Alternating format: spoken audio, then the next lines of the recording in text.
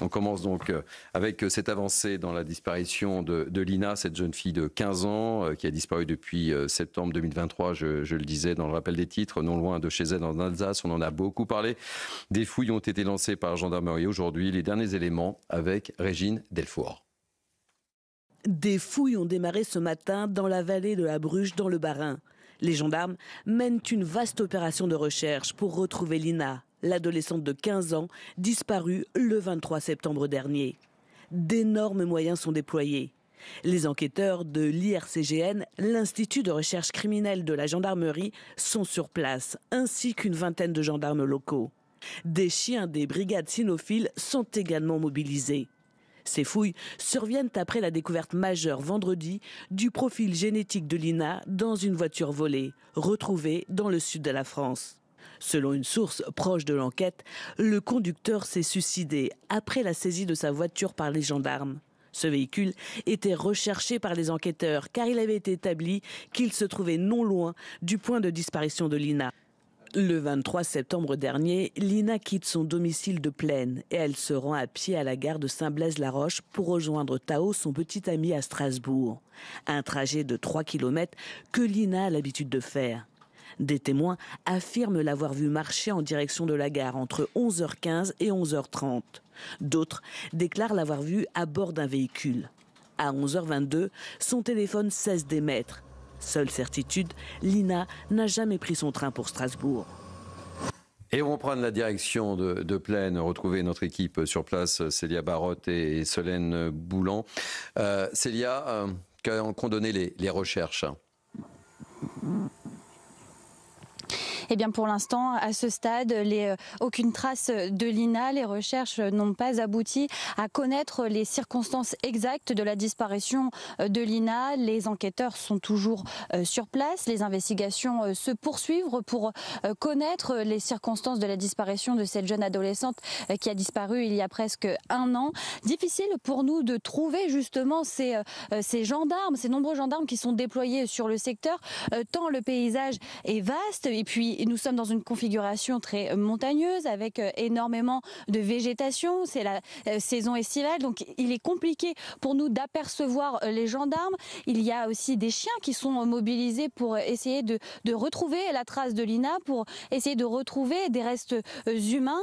Ici, en tout cas, l'émotion est toujours très intense à Plaine, puisque des dessins sont accrochés sur le parcours, l'itinéraire qu'a emprunté Lina le jour de sa disparition, des dessins, des messages, mais aussi des photos qui permettent de ne jamais oublier Lina. En tout cas, l'espoir est très intense ici dans la commune de Plaine et nous allons attendre les nouvelles précisions du procureur de la République, du parquet de Strasbourg pour connaître une avancée. Est-ce qu'il va y avoir des réponses aujourd'hui? Mais en tout cas, c'est un tournant quand même majeur dans cette enquête, dans cette affaire, puisque pour la première fois, des fouilles sont réalisées dans le secteur. Il y a eu aussi des traces ADN qui ont été retrouvées de Lina. Donc il y a des pistes qui sont ouvertes, mais pour l'instant, aucune réponse précise aux nombreuses questions que se posent les proches de Lina. Célia Barotte, accompagnée de Solène Boulan, depuis Plaine, dans le Bas-Rhin. Noémie Schulz, vous êtes avec nous. Le parquet a communiqué cet après-midi. Oui, il y a un peu plus d'une heure, une communication très, très succincte pour nous dire qu'à ce stade, les importants moyens engagés aux côtés des enquêteurs de la gendarmerie, des experts de l'IRCGN, l'Institut de recherche criminelle de la gendarmerie nationale, des chiens spécialisés dans la recherche de restes humains, malgré ces moyens déployés, eh bien, ça n'a pas permis de retrouver quelques traces que ce soit de Lina. Alors on savait que souvent quand on apprend que des fouilles commencent, on se dit tiens, on va peut-être savoir connaître la fin de l'histoire rapidement. Ça peut être très long, ça peut prendre des jours, des semaines, des mois. On a vu dans l'affaire de la disparition d'Estelle Mouzin que des fouilles ont été organisées à de très nombreuses reprises, avec parfois un laps de temps très long entre différentes sessions de fouilles, et que malheureusement on n'a jamais retrouvé le corps de la fillette. Alors on parle de faits qui remontent à de très nombreuses années. C'est beaucoup plus ancien que la disparition de Lina et qui date d'il y a moins d'1 an. Mais il faut savoir d'abord que la zone est vaste, qu'il y a plusieurs zones d'ailleurs qui ont été fouillées aujourd'hui et qu'on travaille à partir d'éléments sans doute GPS, de localisation de bornage téléphonique, mais que le suspect, la personne qui visiblement était dans cette voiture et a fait monter Lina, eh bien, s'est suicidée. Enfin, si encore une fois On a des éléments encore incertains, mais si cette personne est bien à l'origine de la disparition, cette personne s'est donné la mort et donc n'est plus là pour donner des informations aux enquêteurs.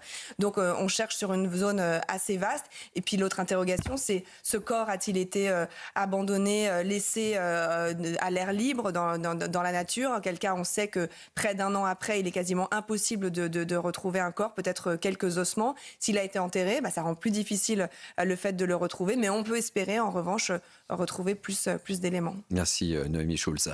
Georges Fenech, on pense à la maman. On se souvient des appels lancés par la maman de Lina. Hein. Oui, c'est certain que la douleur est très forte aujourd'hui parce que plus l'espoir de retrouver le corps, si je puis dire, renaît avec ces éléments nouveaux.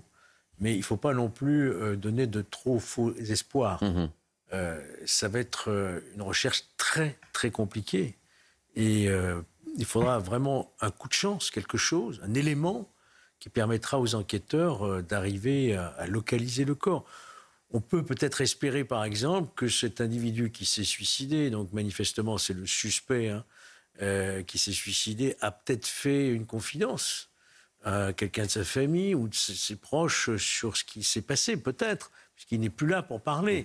Donc je pense que les enquêteurs vont faire évidemment tout l'entourage du suspect et procéder à sans doute des mises en garde à vue de son entourage, sa famille, pour essayer d'en savoir un peu plus sur ce qu'il a pu leur dire éventuellement ou ce qu'ils peuvent savoir eux-mêmes.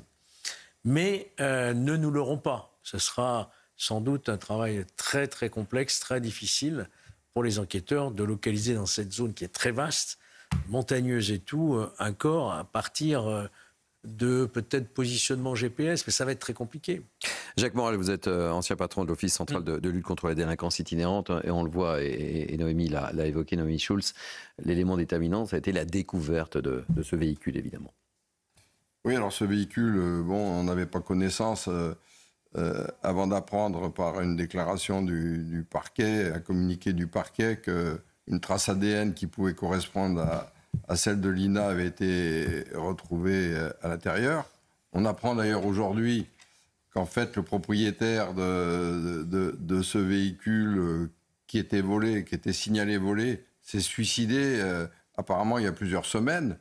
Donc dans le temps, la chronologie, je ne sais pas comment ça se passe, mais en tout état de cause, effectivement, en se suicidant, il a pratiquement signé qu'il était l'auteur de ces faits. Et comme le disait mon voisin, les recherches... Il y a eu des recherches beaucoup plus importantes qui ont été lancées avec des effectifs très importants, des battues citoyennes, des escadrons de gendarmerie qui ont déjà été engagés dans cette zone. Enfin, si ça semble être dans la même zone, ça va être très compliqué, sauf avoir un croisement de bornage avec la géolocalisation de la voiture. Je ne vois pas comment on peut retrouver des traces à l'heure actuelle. Et on va suivre ça évidemment avec Noémie Schulz et toutes nos équipes. Vous êtes bien sur Europe 1 et sur CNews. C'est Punchline été jusqu'à 19h. On marque une pause. On se retrouve dans quelques instants. On va parler des dépenses de l'Elysée. On a dépensé beaucoup dans les cocktails, les invités de prestige, etc. On va en parler tous ensemble. Restez avec nous. À tout de suite.